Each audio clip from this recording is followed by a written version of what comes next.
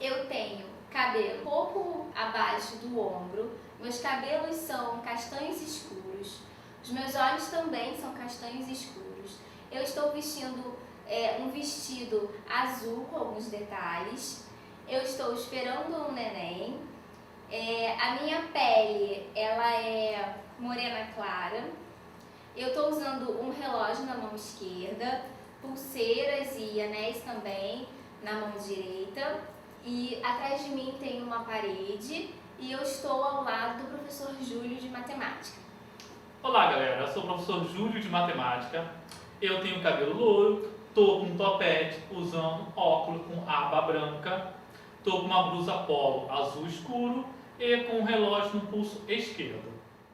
Continuando a nossa aula, vamos ver agora que o número racional ele pode ser representado de maneira diferente.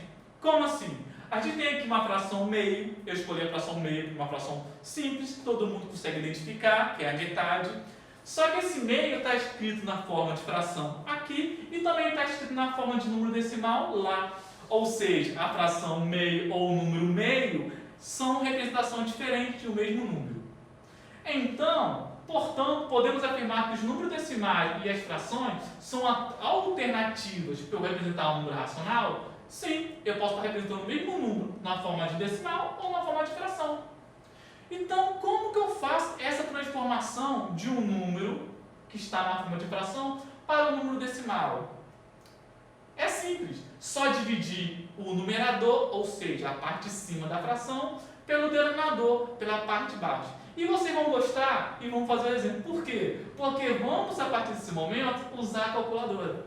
Vamos usar essa ferramenta para auxiliar o nosso cálculo. Pega a calculadora e verifica. Vou pegar a parte de cima da fração 3 e vou dividir pela parte de baixo da fração 4. Se eu fizer na calculadora, vai dar 0,75. Então eu posso dizer que a fração 3/4 e o número decimal 0,75, eles representam o mesmo racional.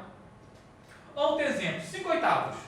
Vou pegar a calculadora e eu vou dividir o 5 pelo 8, sempre quem está na parte de cima pela parte de baixo. Se eu dividir, vai dar 0,625.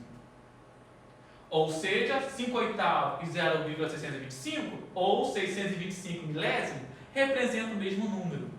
Outro exemplo, 7 meios. Isso é 7 dividido por 2, que vai dar 3,5. Ou seja, 3 inteiros e 5 décimos. Representa a mesma coisa que 7 meios. E o outro exemplo, 33 sobre 16 avos. Para transformar em decimal, eu vou pegar o 33 e dividir pelo 16. Não se assuste pela quantidade de algarismo. Ele é uma resposta. 2,0625. Ele é a representação na forma decimal da fração 36 de 16 avos.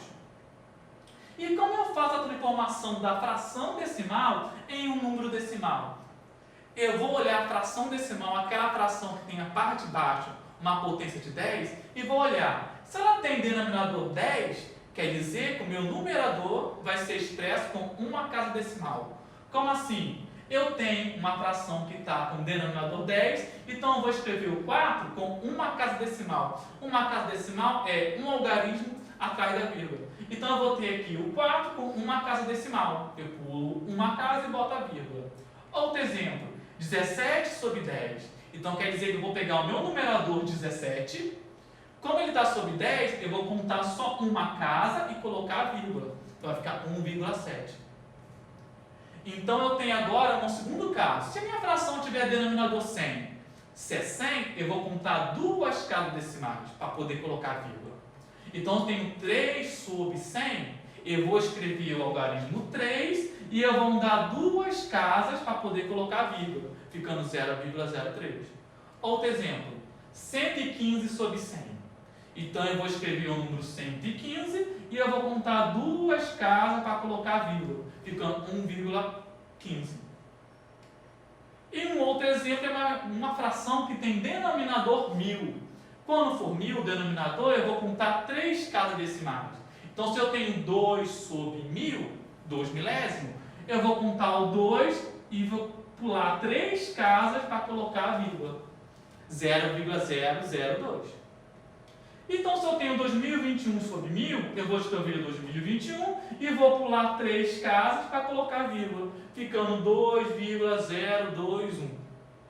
Então, resumindo, se tem denominador 10, eu pulo uma casa decimal. Se tem denominador 100, eu vou pular 2 casas decimal. Se tem denominador 1000, eu vou pular 3 casas decimal. É um jeito rápido de você transformar uma fração decimal em número decimal.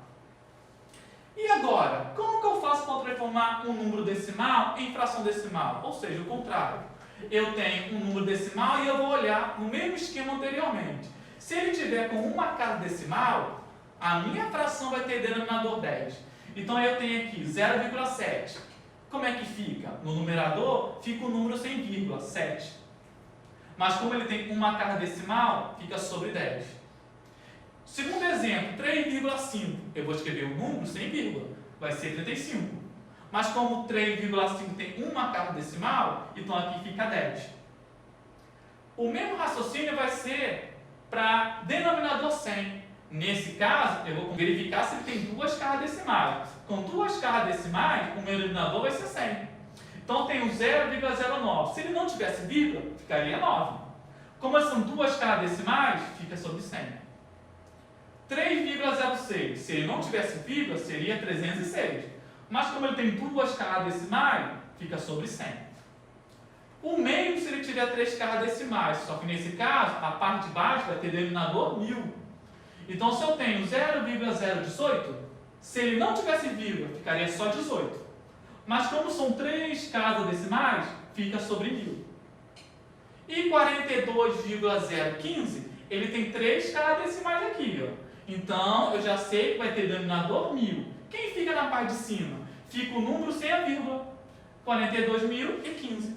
Como ele tem 3 casas decimal, embaixo sobre 1000. Viu que é muito parecido a transformação de uma fração decimal para um número decimal e vice-versa? Além dos racionais que a gente estudou, a gente também tem os números irracionais. Bom, já vimos que os números racionais são todos os números que podem ser escritos em forma de fração, onde o numerador e o denominador, diferente de zero, porque não existe divisão por zero, são números inteiros.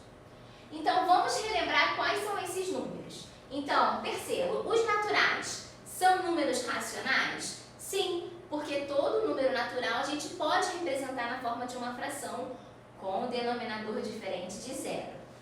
Os inteiros são racionais? Sim. Os decimais finitos ou exatos são racionais? Sim. Os decimais infinitos periódicos são racionais? Sim. Olha, a gente também tem exemplo, né? Então, os números naturais, 0, 1, 2, 3, são racionais. Porque, perceba, o 3 eu posso representar como 3 sobre 1. Então, eu posso representar o 3 numa forma de fração. Então, é racional. Os inteiros, a mesma coisa. Eu posso representar o mesmo com menos 4 na forma de uma fração. Menos 4 sobre 1. Os decimais finitos ou exatos, 0,1, 0,4.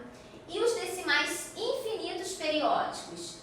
Exemplo, 0,18, 18, 18. Observe que faltou falarmos sobre os números decimais infinitos não periódicos. Observa que esse número aqui ele é periódico porque o 18 está sempre se repetindo. Então, o 18 ele é o período desse número aqui. Porém, existem números decimais infinitos que não são periódicos. Esses números são chamados de números irracionais e eles não podem ser representados na forma de fração.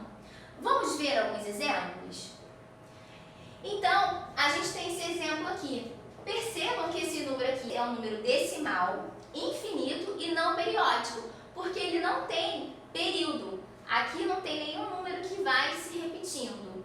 Esse número, a mesma coisa. Observe que nesses números, as casas decimais podem até ter um padrão, aqui mais ou menos, mas eles não têm um padrão periódico. E esses números são representados pela letra I, ou seja, de irracional, aquilo que não é racional. E não existem números que sejam racional e irracional ao mesmo tempo. Isso é importante. Bom, vamos falar agora mais um pouco de radicais não exatos. Os radicais não exatos, eles também geram números irracionais.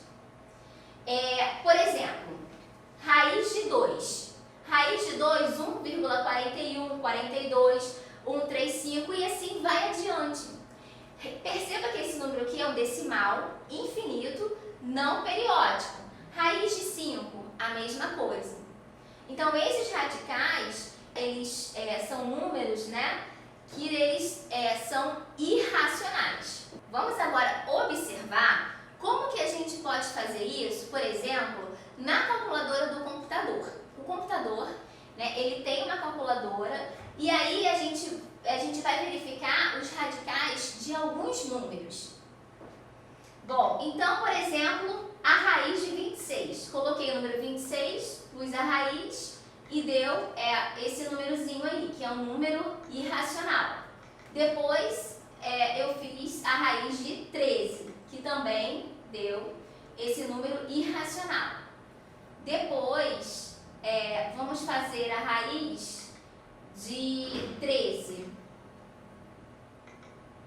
Desculpa, a raiz de 91, que também deu esse número irracional.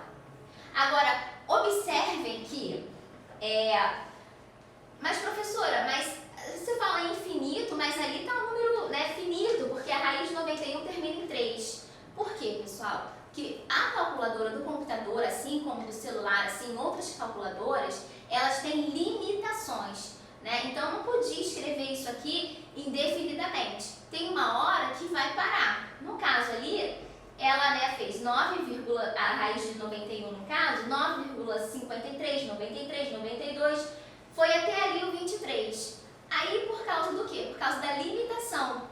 Em outras calculadoras, por exemplo, você pode ter só até o 39. Em outras calculadoras, você pode até ter até o 2.